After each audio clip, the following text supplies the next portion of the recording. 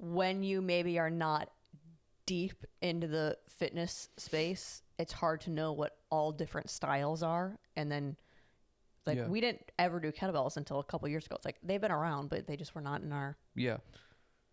Yeah. I think the more common ones are the ones that seem to be a little bit more fuller program-ish ones, is like a bodybuilding type one where it's like you're doing a body part each day, chest one day, back one day, legs one day.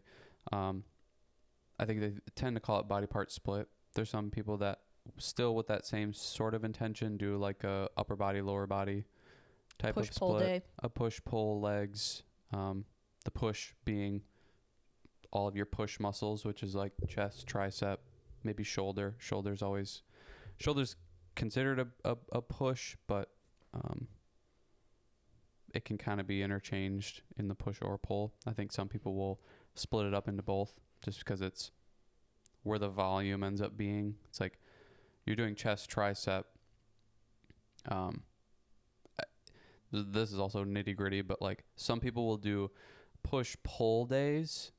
So it's full body, but it's like I'm doing chest, tricep for the push day, shoulders, quads, and calves maybe even. So like they're doing all of those, maybe even glutes. Yeah, I guess glutes would kind of be push. And then pull days, they'll do back, biceps, hamstrings.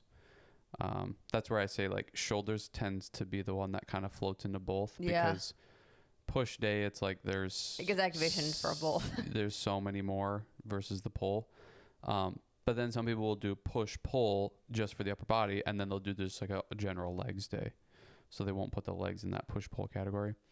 The bodybuilding stuff is typically 8 to 12 rep range, 8 to 15. People kind of blend it all now, I think, because of what the studies tend to show and what tends to work. Is it's like people will do a body part split. We'll do 5 reps and do that for a little while, and then they'll go to 15, and then they'll go to 10, or they'll work up. Maybe they'll go 5 for 3 weeks, and then they'll do 10 for 3 weeks, and then they'll do 15 for 3 weeks. But the bodybuilding type of thing is just, it's generally speaking, it's just like you're going for hypertrophy training. You're trying to get your muscles bigger.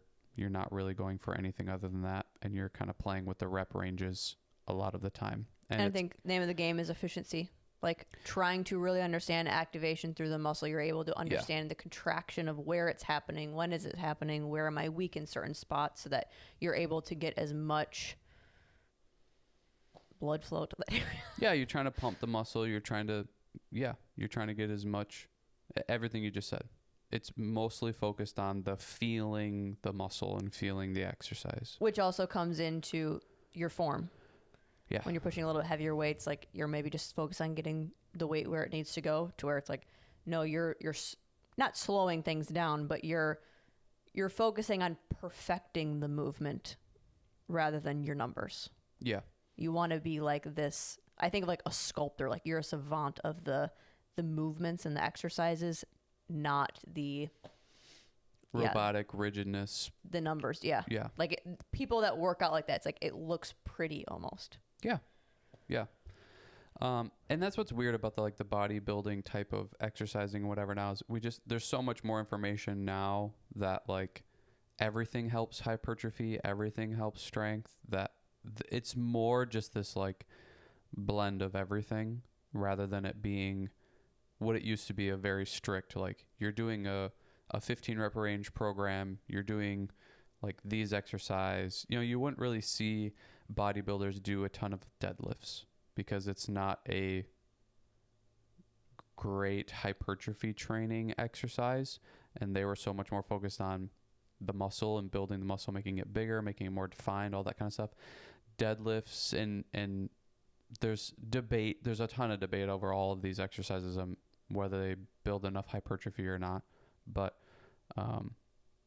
some like big lifts like that would typically be shoot out a little bit, and the hypertrophy lifts would be more of the focus with those bodybuilders. Chest flies, the the squats weren't as important, but they wouldn't do like heavy barbell squats. They would do like front squats to really activate the quads, but they do a little bit lighter and do a lot of repetitions and leg curl, leg extension, and hack squats, and chest press they do, but maybe stick more to dumbbells rather than barbells, because the dumbbells you get a little bit further of a stretch with it, and you can kind of, I don't know, just feel the muscle a little bit more with that. They start to kind of push out the quote unquote strength building exercises, less and less barbells over time, and do more dumbbells, to where then the opposite with like strongman power people, they're using a lot more barbells and everything is really high weight, and they're not so focused on hypertrophy and like feeling and pumping the muscle. They're more focused on how much weight can I push and how do I make that as efficient as possible. So their actual, like, the tempo is different, like we talked about. How they're lifting the weight is different. They're not like focused on how do I stretch everything as much as possible and then contract everything as much as possible. It's literally just like, how can I go as little distance as possible and then as little distance up as possible with everything. So this is where you see, I think a big difference. Like bodybuilders will do squats ass to grass all the way down, and power lifter strength people will typically just go to 90 and then go back up, because they're just worried about the strength and what they have to do to get more and more strength. So, but I don't know, going into some of the other ones, like the CrossFit type thing, the hybrid type of workouts, CrossFit, HIIT training, implementing endurance with strength, weightlifting type of stuff. So you're doing a little bit more, you're focusing more on like, why can't I think of it? Rest periods and that sort of thing. You're pushing the endurance part of your exercises a little bit more than a bodybuilder would. A bodybuilder is so much more, and strength, they're so much more focused on having enough energy to do the next set. So they're going to take longer rest periods, to where like CrossFitters, it's timed events. And even if you're not competing, like the ideology of it is hybrid. I'm going to have a lot of endurance and a lot of strength. So they're working on both at the same time. They're doing, 10 repetitions of hang cleans, and then they're going on a 100-meter run and then coming back, and then they're jumping into deadlifts or something, whatever. Doesn't matter what it is, but they're like continuously going, go, go, go, go, go. There's really no rest periods for the CrossFitters, and then that's their workouts, and they're kind of working on a hybrid of both. The interval people, it's like you're just kind of doing, like that's more so what we were doing or have been doing a little bit more, like with that kettlebell program. It was a kettlebell program that was just strictly kettlebells. So you're only using one sort of resistance training device. We used resistance bands as well with that, but we wanted to just completely mix it up. We had always just done barbells and dumbbells. So we were like, well, let's do kettlebells, because we see that all the exercises look a little bit different. They seem like they work a little bit different. You have to carry the weight differently. The load on the weight is different. The exercises are different. So we're going to do this with resistance bands, but then we're going to add this kind of interval training type of thing where you're getting 30-second rest periods, and then you got to go back into it, and then 30 seconds back into it, 30 seconds back into it. So that sort of thing is another way that you could mix things up or do something different. I think what's crazy is like kind of going into that conversation of like, hypertrophy, what builds the most muscle and makes you look the most big. From when I was in high school till, I don't know, the last 4 years or 5 years, whatever, 4 or 5 years ago, like the idea that I'd always heard was like, if you want to build size, you need to lift heavy weight. So I always wanted bigger legs and would do heavy squats, heavy lunges, like deadlifts heavy, anything I could to do heavy for to make my legs bigger. And they just wouldn't. Like nothing would work. And we do this kettlebell program, and the first phase of it was what? Like, it was all the 20 rep ranges, 20 rep but range. it was I don't know if it was just straight 20 rep ranges or if we did the like ladder. I think it was straight 20 rep range. The second phase of the program was 10 rep range. And then the last phase of the program was you start at 20, then the next set you go 19, then the next set you go 18, 17. And we went all the way to 1. And my legs grew more in that program than probably any program I've done. And it's like, it was literally the opposite of what I had heard and had done for how many years. And wouldn't you say the reasoning or the bigger reason is probably because it was such an opposition of stimulus. Yeah. Like it's what this whole episode is about is you switched it up. You confused your body that it needed to adapt. It gave it something else to get excited about and to focus on. Yeah. Like I think about as much as we talk about with this kind of stuff of being connected with your body, the way that you can be connected with your body in this way is think about it like a kid. Like you want to keep them switching focus to keep them engaged. You have to keep switching it up on your body to keep it engaged. Well, yeah, to keep it, keep a new stimulus and give it something to adapt to. Yeah. If you've been doing the same thing for forever, your body's adapted to that and it kind of knows what's going on and what it's doing. You need to switch it up. It's the same thing with the caffeine. Yeah. How your body gets adjusted to having more and more and more. That's the same thing with working out. Your body's like, okay, I got this. Right. We don't need to grow anymore. I'm not going to give you anything else. Switch it up on me. Right. Give me something else to do. Yeah. So yeah, it's not a compliment or a thing to say like, so actually the high rep range is what builds hypertrophy or makes your legs bigger. It's the change of stimulus that I haven't ever had before and was way different with using kettlebells, and also the exercise that we were doing were way different. Like lateral lunges, I've never done a full program or done those consistently to see what happens from them. And I think those were like a huge part of why my legs got bigger. So it's like even that completely different exercise, completely different type of resistance, interval type of training that we hadn't done in forever. So like it was a lot of moving parts that were different that I think made my legs a lot bigger. But the main thing being like, it was just a completely different stimulus that helped change everything. I was just looking through our programs. I like how, like what categories we did of them, because they were all like going back through and thinking like trying to do any sort of strength training for me was, what was I even messing with? What was I trying to do? But that I had so much fun when I ran a version of this that you created for me when we were in California. Like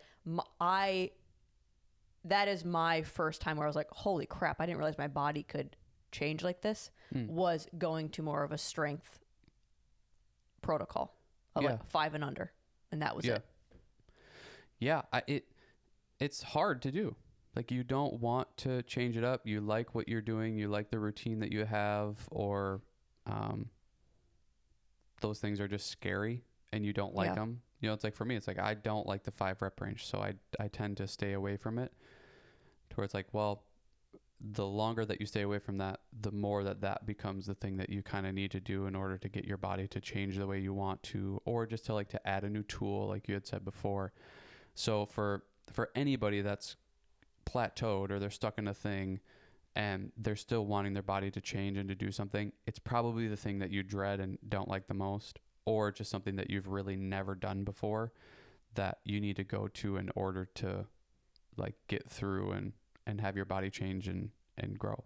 I think that's what's funny too about, we have such this idea of what we want our body to look like and what to happen. So we put so much emphasis and focus into that. And then I think sometimes what happens is you get to a certain point where it's just like, I've put so much work and time into this, like I just don't really care anymore.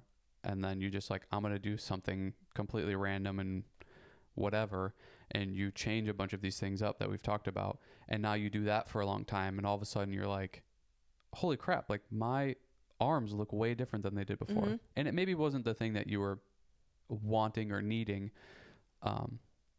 previous, you know, like me with the legs, it's like, I want my legs to be bigger, and then you just like give up on it and you're like, whatever, I'll do something else. And then all of a sudden you do a completely different program and you're like, holy crap, my shoulders are like popping out or whatever. I think that's what is kind of funny with our brains is we get so focused on needing or wanting this one thing. But when we see our body change, we are typically excited no matter what it is. Yeah. When it's in the positive direction where it's like, holy crap, like my arms are getting bigger. And it's like that. It looks cool. It looks like full and it looks like nice or whatever. So I think even some of that, just sometimes you got to detach a little bit from your goal or your wants and be open to doing a new program that's going to change your body in whatever way. Cause you're probably going to people just like seeing something happen. That's what I think is a benefit of, and I wish we don't have any pictures of you with any of these. I feel like I have so many if I went through a different type of program, I typically have pictures to show so that I can go back and go, okay, what kind of style body do I want for whatever is about to happen or something that then I can go, okay, well, my legs, when we were doing the kettlebell program, I've never seen them that like defined, and I had different muscles popping out that I ever have. It's like, oh, this is cool that it looks more cut. So I know what that looks like, to where when I was doing the first round or first time of ever doing more of just a strength building program, I wasn't focusing on what I was looking like. Like I just went in the gym, was like, how heavy can I push this? I want every week my numbers to go up. So like I wasn't focusing on are my abs showing, because right. I'm eating a little bit more, so I am denser. Like maybe we could put it in this. Like I have a picture during that phase, and it's like my shoulders were huge. Like everything on me was just thick, but like the numbers that I was able to lift, I'm like, I never would have thought I was capable of this. So it's cool to look good, and that feels good, but it also feels really cool to be dense and to be strong and to be able to lift things up. Like I don't know, so obvious, but like especially as a girl where that is never really prioritized, it's like, holy shit, this is a new like level unlocked of I feel confident, because I just feel like I'm a little bit more capable. Yeah. And in the same way of doing a more athletic-y type of bodybuilding, feeling light and feeling like I'm never getting tired and I can walk for miles and never get exhausted. But after doing the strength building program, and then when I leaned out, like the way my arms looked, I've never seen them look like that either, because I had built up muscle that now I just take away some of the food that I was eating because I'm not exerting it as much within my workouts. Now it's like everything is just tighter. So my skinny version, or when I lost some weight, it just looks tighter versus that skinny fat look.